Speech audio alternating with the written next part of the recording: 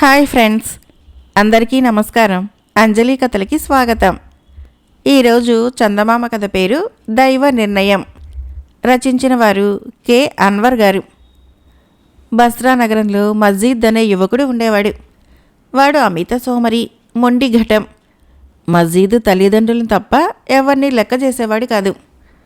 మజీద్ తండ్రి ఒక దర్జీ. అతని సంపాదనతోనే సంసారం గడిచేది. ఒకరోజు మజీద్తో వాడి తండ్రి, ఒరే, నీ వేషాలు చూస్తే విసుగెత్తుతున్నాయిరా. నువ్వు వెళ్ళి హస్సన్ బస్రీ గారు చెప్పే బోధనలన్నా విను, బాగుపడతావేమో అన్నాడు. హస్సన్ బస్రీ అనే మత గురువు బస్రా నగరంలోనే ఉండి ప్రజలకు జ్ఞానబోధ చేస్తూ ఉండేవాడు. మజీద్ వెళ్ళేసరికి ఆయన తన శిష్యులకు ఇలా బోధిస్తున్నాడు. ప్రతి ప్రాణికి తిండి తీర్థము ప్రసాదించేది భగవంతుడే. ఎవరికి ఎంత ఇవ్వాలో, ఎలాంటి మేలు చేకూర్చాలో ఆయనకు బాగా తెలుసు. ఆయన నిర్ణయాన్ని ఏ శక్తి మార్చలేదు. అది తప్పక ముమ్మాటికి జరిగి తీరుతుంది. మజీదు ఈ మాట విని గురువును సమీపించి, హజ్రత్, ఇప్పుడు మీరు చెప్పిన దానికి అర్థమేమిటి? కాస్త వివరించి చెప్పండి అని అడిగాడు. హస్సన్ బస్రీ చిరునవ్వు నవ్వి, నాయనా, భగవంతుడు నీ చేత ఏదన్నా తినిపించాలనుకుంటే నువ్వు దాన్ని తిని తీరుతావు. అలా జరగకుండా చేయటం ఎవరి తరమూ కాదు అన్నాడు. అలాగా? అయితే భగవంతుడు నా చేత ఇవాళ ఏం తినిపిస్తాడో చెప్పండి అని మజీదు వేళాకోళంగా అడిగాడు. హస్సన్ బస్రీ వాడి కేసు ఎగాదిగా చూసి, నీకు ఇవాళ పాయసం తినాలని రాసిపెట్టి ఉన్నది. నువ్వు ఇవాళ పాయసం తింటావు అన్నాడు. రాసిపెట్టి ఉన్నదా? సరే, తినకపోతే అన్నాడు మజీద్. నీకు అలాంటి సందేహమే వద్దు. ఇవాళ నువ్వు నిస్సందేహంగా పాయసం తింటావు అన్నాడు హస్సన్ బస్రీ. నేను తినకూడదనుకుంటే అని మజీద్ మళ్ళీ అడిగాడు. తినాలనుకున్నా తింటావు, తినకూడదనుకున్నా తింటావు అన్నాడు హస్సన్ బస్రీ ఖచ్చితంగా. చచ్చినా ఇవాళ పాయసం తినను. భగవంతుడు నా చేత ఎలా తినిపిస్తాడో నేను చూస్తాను అంటూ మజీద్ కోపంగా అక్కడి నుంచి వెళ్ళిపోయాడు.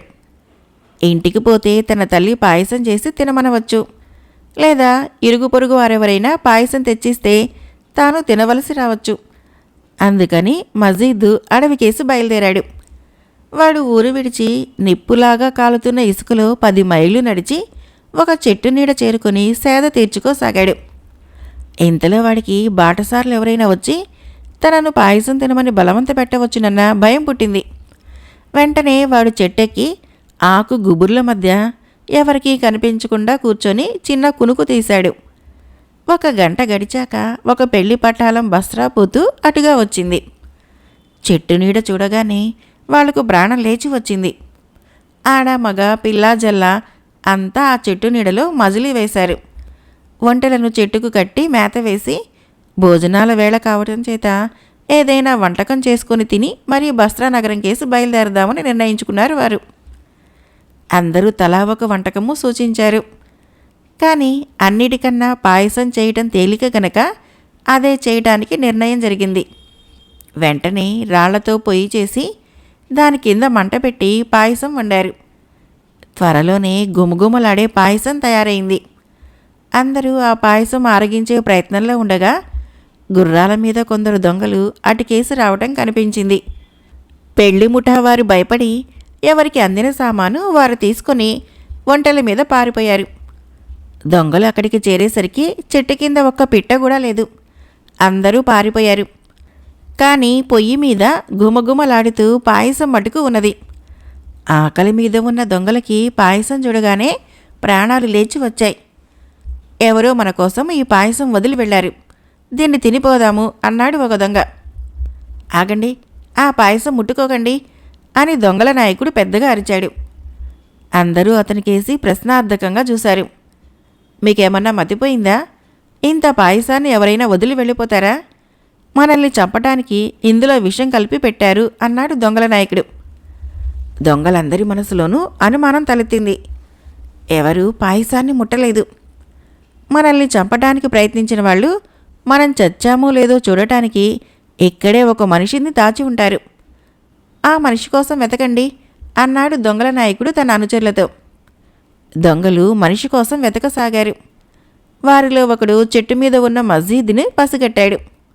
అడుగో, చెట్టు మీద దాక్కున్నాడు అని వాడు అనగానే దొంగలు చెట్టు చుట్టూ చేరి పైకి చూశారు.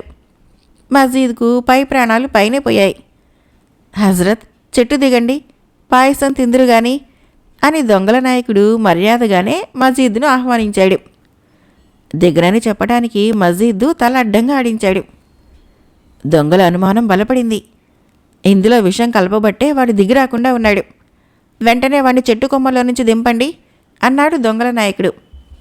ఒక దొంగ చెట్టెక్కి మజీద్ని భుజాన వేసుకుని దిగివచ్చి క్రింద పడేశాడు.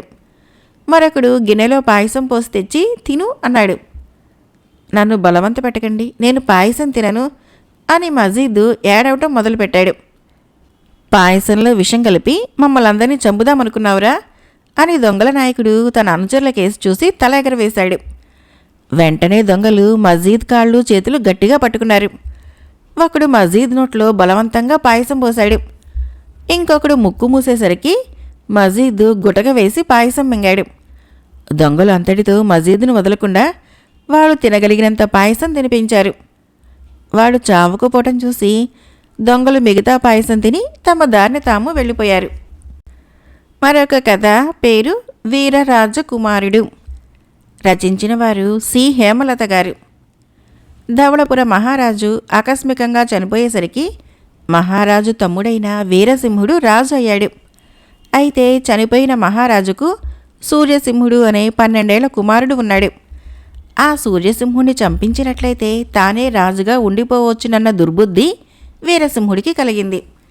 ఈ సంగతి పసిగట్టి మంత్రి రాజకుమారుడి ప్రాణాలు కాపాడటానికి పూనుకున్నాడు. ఆయన రాజకుమారుణ్ణి రహస్యంగా తన వెంట తీసుకుని వెళ్ళి రాజ్య సరిహద్దుల్లో ఉన్న కృష్ణగడానికి బయలుదేరాడు. ఆ దేశానికి అతని పినతల్లే రాణి. వారు అంజనపురం అనే గ్రామాన్ని చేరేసరికి సాయంకాలమైంది. ఆ గ్రామంలోని ధనికుడైన ఒక రైతు మంత్రికి రాజకుమారుడికి ఆతిథ్యం ఇచ్చాడు. రాజకుమారుణ్ణి రైతు ఇంట ప్రతి ఒక్కరూ వింతగా చూశారు. దానికి కారణమేమిటో మంత్రికి మొదట అర్థం కాలేదు. రైతు కొడుకు 3 మూర్తుల రాజకుమారుణ్ణి పోలి ఉంటాడు. ఆ కుర్రవాడి పేరు బలరాముడు. బలరాముణ్ణి చూడగానే మంత్రి కూడా అమితంగా ఆశ్చర్యపడ్డాడు. ముఖంలోనూ ఆకారంలోనూ ఎత్తులోనూ చివరకు నడకలో సైతము రాజకుమారుడికి బలరాముడికి ఎంతో పోలిక ఉన్నది. ఇద్దరూ కవలపిల్లలాగా ఉన్నారు. బలరాముణ్ణి తన వెంట ఉంచుకుంటే ఉపయోగం ఉండవచ్చుననిపించి మంత్రి రైతుతో, నీ కొడుకును రాజకుమారుడి చెలికాడుగా పంపించేటట్లయితే వాడికి ముందు ముందు ఎంతో మేలు కలగవచ్చు. నేను నీకు పుష్కలంగా ధనం కూడా ఇస్తాను అన్నాడు. రైతు అందుకు సంతోషంగా ఒప్పుకున్నాడు. మంత్రి రాజకుమారుడితో పాటు రైతు కుమారుని కూడా వెంటబెట్టుకుని 4 రోజులు ప్రయాణం చేసి కృష్ణగడం చేరాడు. ఈ ప్రయాణంలో రాజకుమారుడికి రైతు కొడుకైన బలరాముడికి గాఢమైన స్నేహం ఏర్పడింది. కృష్ణగడం మహారాణి అతిథులకు చక్కని ఏర్పాట్లు చేసింది. వారక్కడ ఎంతకాలమైనా సుఖంగా గడపటానికి వీలు కలిగింది. రోజులు గడుస్తున్న కొద్దీ రాజకుమారుడికి రైతు కుమారుడికి మధ్య మైత్రి కూడా అభివృద్ధి అయింది. ఇలా కొంతకాలం గడిచాక వీరసింహుడికి రాజకుమారుడు కృష్ణగడంలో ఉన్న వార్త తెలిసి అతడు సైన్యంతో వచ్చి కృష్ణగడాన్ని ముట్టడించాడు. తన మూలంగా తన పినతల్లికి ప్రమాదం రావటము ఎంతమాత్రమూ ఇష్టం లేక ధవళపుర మంత్రి తెల్ల జెండా ఎత్తి వీరసింహుడితో సంధి చేసుకోవడానికి బయలుదేరాడు. రాజకుమారుని తన వశం చేసినట్లయితే వీరసింహుడు ముట్టడి ఎత్తి తిరిగిపోతానన్నాడు. మంత్రికి పచ్చి వెలక్కాయ గొంతులో పడినట్లయింది. తాను రాజకుమారుని కాపాడటానికి చేసిన ప్రయత్నమంతా వృధా అయిపోయింది. అయితే రాజకుమారుని కాపాడటానికి ఇంకా ఒక మార్గం మిగిలి ఉన్నది. అదేమిటంటే రైతు కుమారుడైన బలరాముణ్ణి రాజకుమారుడని చెప్పి వీరసింహుడికి అప్పగించటం. మంత్రి బలరాముణ్ణి ఏకాంతంగా పిలిచి, నాయనా, రాజకుమారుణ్ణి తనకు వశపరచమని శత్రురాజు కోరుతున్నాడు. అతను రాజకుమారుడి ప్రాణం తీసే అవకాశం కూడా ఉన్నది. రాజకుమారుడి నువ్వేనని నిన్ను పంపగలను. శత్రురాజు తెలుసుకోలేడు. కానీ అలా చేస్తే నీ ప్రాణానికి ప్రమాదం కలగవచ్చు. ఏం చేయటానికి నాకు పాలుపోకుండా ఉన్నది అన్నాడు. ఈ మాట వినగానే బలరాముడు, బాబుగారు, నా ప్రాణం పోయినందువలన కలిగే నష్టం లేదు. కానీ రాజకుమారుడు 4 కాలాల పాటు బతికి ఉంటే రాజ్యం తిరిగి సంపాదించుకోగలుగుతాడు. రాజవంశం నిలుస్తుంది. శత్రురాజు దగ్గరికి నన్ను పంపండి. ఈ సంగతి రాజకుమారుడికి మాత్రం తెలియనివ్వకండి. అతను నాపై గల ప్రేమ కొద్దీ పని జరగకుండా అడ్డుపడవచ్చును అన్నాడు. మంత్రి ఈ మాటకు ఎంతో సంతోషించి బలరాముడికి రాజలాంఛనాలన్నీ తగిలించి భటుల వెంట కృష్ణగడం కోట వెలుపల సైన్యంతో విడిది చేసి ఉన్న వీరసింహుడి డేరాకి పంపించాడు. బలరాముడు బయలుదేరిన కొద్దిసేపటికి రాజకుమారుడు అతని కోసం వెతకసాగాడు. అతన్ని భటులు కోట దాటించి తీసుకుపోయారని తెలిసింది. కోట బయట తన పినతండ్రి ముట్టడి వేసి ఉన్నాడని, అతను తన ప్రాణం తీయటానికి తహతహలాడుతున్నాడని, బలరాముని చూసి ఎవరైనా తానే అని భ్రమపడవచ్చునని అతనికి తెలుసును. అతను ఒక భటుడి చేత ఉన్న కత్తిని లాక్కొని అతి వేగంగా కోట బయటికి పరిగెత్తాడు. బలరాముడు వీరసింహుడి గుడారం ప్రవేశించగానే వీరసింహం భటులు అతని రాజకుమారుడిగా గుర్తించి చినరాజుగారే అని ఆనందంతో కేకలు పెట్టారు. వీరసింహుడు వారిని బయటికి పంపించేసి బలరాముడితో, ఇంతకాలానికి నాకు దొరికావు. నాకు సింహాసనానికి మధ్య అడ్డంగా ఉన్న నిన్ను ఈ క్షణమే చంపేసి నా దారి నిష్కంటకం చేసుకుంటాను అంటూ కత్తి ఒకటి చేత పట్టుకున్నాడు. బలరాముడు చెలించలేదు. నన్ను చంపి నువ్వు బాగుపడవు, ఉన్న సింహాసనాన్ని కూడా పోగొట్టుకుంటావు అన్నాడు ఆ కుర్రవాడు. వీరసింహుడు కత్తి దూసి బలరాముడి పైకి వచ్చాడు. బలరాముడు అతనికి అందకుండా పరిగెత్తసాగాడు. ఇంతలో ఆగు అని గుడారం ద్వారం వద్ద నిలబడి రాజకుమారుడు కేకపెట్టాడు. వీరసింహుడు అటు చూసి నిర్ఘాంతపోయాడు. ఇద్దరు రాజకుమారులు తన గుడారంలోకి ఎలా వచ్చారో అతనికి అర్థం కాలేదు. అమితమైన దిగ్భ్రమలో ఉన్న అతడి చేతిలోని కత్తి క్రిందకు వాలిపోయింది. మరుక్షణము రాజకుమారుడు వీరసింహుడి మీదకి లంఘించి ఒక్క దెబ్బతో అతని తల నరికేశాడు. వీరసింహుడు చచ్చాడనగానే అతని వెంట వచ్చిన సైనికులందరూ మూగారు. తమ కాబోయే రాజే వీరసింహుని హత్య చేశాడని, వీరసింహుడు తమ రాజకుమారుణ్ణి హత్య చేయబోవటం చేత అలా జరిగిందని తెలియగానే సైనికులు కూడా ఎంతగానో సంతోషించారు. తర్వాత రాజకుమారుడు మంత్రితోనూ బలరాముడితోనూ తన దేశానికి తిరిగి వెళ్ళిపోయాడు. వెంటనే రాజకుమారుడికి పట్టాభిషేకం జరిగింది. రాజప్రతినిధిగా మంత్రి కొంతకాలం రాజ్యం చేసి రాజకుమారుడు యుక్త వయస్కుడు కాగానే రాజ్యభారం అతనికి అప్పగించాడు. బలరాముడు అనేక జాగీర్లకు అధిపతి అయ్యి రాజకుమారుడికి ముఖ్య అంతరంగికుడిగా ఉంటూ యావజ్జీవ స్నేహం చేశాడు. మరొక కథ. ఈ బేతాళ కథ పేరు వైద్య పరీక్ష. పట్టు వదలని విక్రమార్కుడు చెట్టు వద్దకు తిరిగి వెళ్ళి చెట్టుపై నుంచి శవాన్ని దించి భుజాన వేసుకొని ఎప్పటిలాగే మౌనంగా శ్మశానం కేసి నడవసాగాడు. అప్పుడు శవంలోని బేతాళుడు, రాజా, ఏ దురాశాపరుడు నిన్ను తన మాటలతో మభ్యపెట్టి నీ చేత ఇలా శ్రమ చేయిస్తున్నాడో తెలియదు. అలాంటి వాళ్ల మాటలు నమ్మక మణివర్మలాగా వారిని పరీక్షించడం అవసరము. శ్రమ తెలియకుండా ఉండగలందులకు నీకు మణివర్మ కథ చెబుతాను విను అంటూ ఇలా చెప్పసాగాడు. ఒకప్పుడు పురందర దేశాన్ని మణివర్మ అనే రాజు పరిపాలించేవాడు. అతని రాజ్యము సంపన్నంగా సుభిక్షంగా ఉండేది. ప్రజలకు సుఖశాంతులు ఉండేవి. కానీ మణివర్మకు మాత్రము సుఖము శాంతి కూడా లేవు. ఆయన ఎంతకు నయం కాని రాచపుండుతో బాధపడుతూ వచ్చాడు. అనేక దేశాల నుంచి మేటి వైద్యులు వచ్చి చికిత్సలు చేశారు. కానీ ఆ రాచపుండు నయం కాలేదు. ఇక తన వ్యాధి నయం కాదని, తాను ఆ రాచపుండుతో తీసుకుని చావవలసిందేనని మణివర్మ నిరాశ చెంది ఉండగా ఆయన వద్దకు ఎక్కడి నుంచో ఒక వైద్యుడు వచ్చి ఆ రాచపుండును తాను నయం చేస్తానన్నాడు. ఇలా ఎందరో వైద్యులు అని ఉండటం మూలాన రాజు ఏమాత్రము ఉత్సాహం చూపలేదు. కానీ వైద్యుడు ఆయనను వదిలిపెట్టలేదు. చివరికి రాజు విసుగుపోయి, మందుకు ఖర్చు ఎంతైతుంది అని అడిగాడు. మహారాజా, 2000 వరహాలు మందుకు ఖర్చు అవుతుంది అన్నాడు వైద్యుడు. మందు తయారు చేయడానికి ఎంతకాలం పడుతుంది అని రాజు అడిగాడు. 1 రోజులు పడుతుంది అన్నాడు వైద్యుడు. రాజు ఆ వైద్యుడికి 2000 వరహాలు ఇప్పించి రాజభవనానికి సమీపంలోనే వైద్యుడికి విడిది ఏర్పాటు చేయించాడు. వైద్యుడు ఆ విడిదిలో సమస్త సౌకర్యాలు అనుభవించసాగాడు. 2-3 రోజులు గడిచాయి. ఒకనాడు వైద్యుడి వద్దకి ఒక నిరుపేద వచ్చాడు. అతని గడ్డం మాసి ఉన్నది. అతని దుస్తులు చిరిగి ఉన్నాయి. అతను వైద్యుడితో, అయ్యా వైద్యుడా, రాచపుండుతో మహా బాధపడుతున్నాను. రాజాదిరాజులకు రావాల్సిన రాచపుండు నన్ను పట్టి పీడిస్తున్నది. ఏ జన్మలో చేసుకున్న పాపమో నన్ను ఇలా కట్టి కుడుపుతున్నది. మీకు సాధ్యమైతే దీనికి ఏదైనా చికిత్స చేసి పుణ్యం కట్టుకోండి అన్నాడు. వాణ్ణి చూసి వైద్యుడికి జాలేసింది. నాయనా, నీ వ్యాధి సులువుగా నయమైతుంది. నేను చెప్పినట్లు చెయ్యి. ఇక్కడికి 2 యోజనాల దూరంలో ఒక సరస్సు ఉన్నది. దాని పడమటి గట్టున చంద్రముఖి అనే చెట్టు ఉన్నది. దాని ఆకులు అర్ధచంద్రాకారంతో ఒక విధమైన సువాసన కలిగి ఉంటాయి. తెల్లవారుజామునే దాని ఆకులు పిడికెడు కోసి వాటిని నమిలి మింగు. ఆ ఆకులే నూరి పుండుపైన పట్టించు. 3 రోజుల్లో పుండు మానిపోతుంది. సుఖంగా ఉంటావు అని వైద్యుడు ఆ పేదవాడికి చెప్పాడు. పేదవాడు వైద్యుడికి ధన్యవాదాలు చెప్పి వెళ్ళిపోయాడు. నెల రోజులు పూర్తిగానే వైద్యుడు రాచపుండుకు మందు తయారు చేసి తీసుకుని పోయి మహారాజు గారి దర్శనం చేసుకుని, మహారాజా, తమ రాచపుండుకు మందు తయారు చేసి తెచ్చాను అన్నాడు. నా రాచపుండు అప్పుడే నయమైందే, ఇక మందు మాకులెందుకు అన్నాడు రాజు. వైద్యుడు నిర్ఘాంతపోతూనే, చాలా సంతోషం మహారాజా, తమకు ఎవరు చికిత్స చేశారు అని అడిగాడు.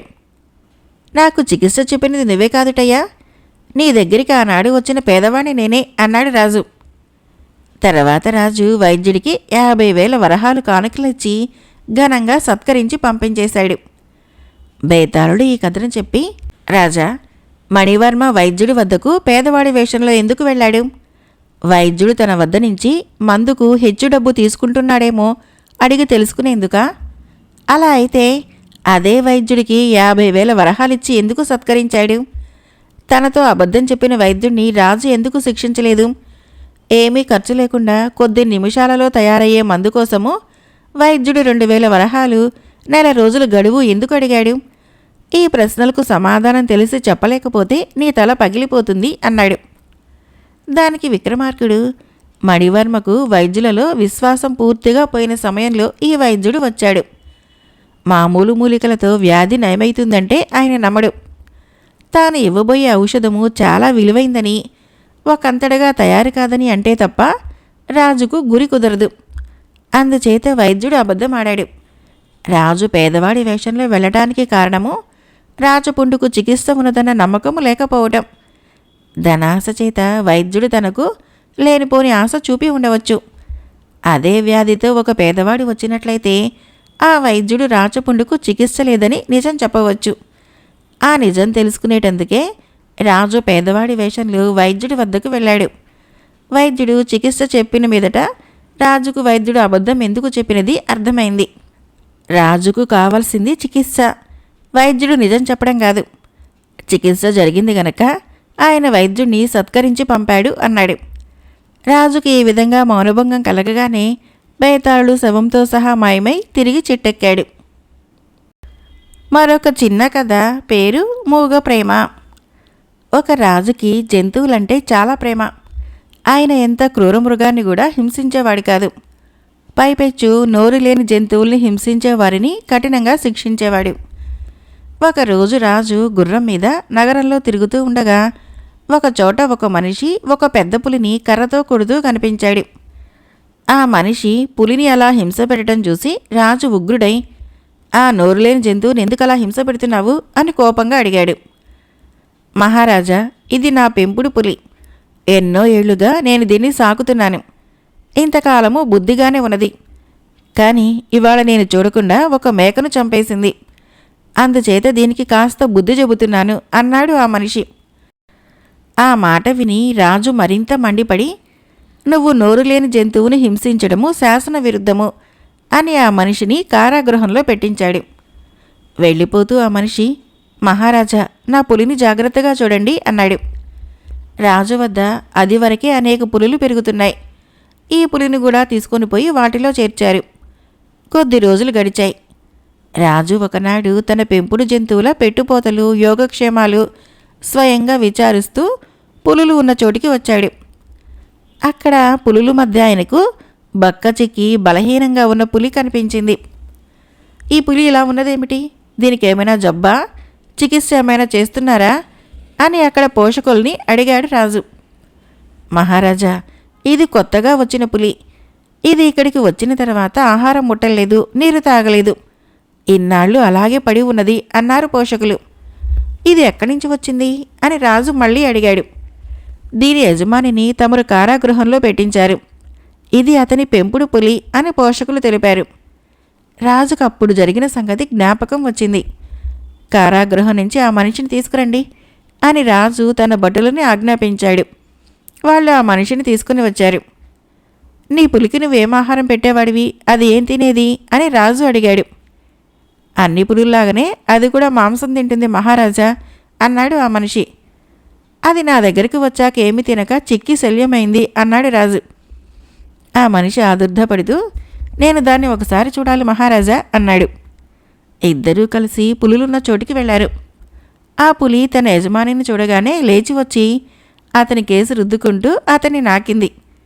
దాని స్థితి చూసి ఆ మనిషి దాన్ని కౌగలించుకొని బావురుమని ఏడ్చాడు. అతని చేత్తో ఆహారం పెడితే పులి ఆవురావున తినది. ఇది చూడగానే రాజుకి కనువిప్పు కలిగింది. జంతువులకు క్రమశిక్షణ ఇవ్వటానికి కొంత హింసించవలసి వస్తుంది. అది క్రూరత్వం అనిపించుకోదు. ఆ మనిషికి పులి మీద, ఆ పులికి అతని మీద ఉన్న ప్రేమలో తనకు నూరో వంతైనా లేదని, తనను ఎన్నడూ ఏ నోరు లేని ప్రాణి ప్రేమించలేదని రాజు గ్రహించాడు. రాజు అతని శిక్షను రద్దు చేసి తన వద్ద ఉన్న మృగాలన్నింటికీ అతన్ని ప్రధాన పోషకుడుగా నియమించాడు. కథ అయిపోయింది. ఫ్రెండ్స్, నా కథలు నచ్చినట్లయితే మన ఛానల్ని తప్పకుండా సబ్స్క్రైబ్ చేయండి, లైక్ చేయండి, షేర్ చేయండి, కామెంట్ చేయండి. Thank you.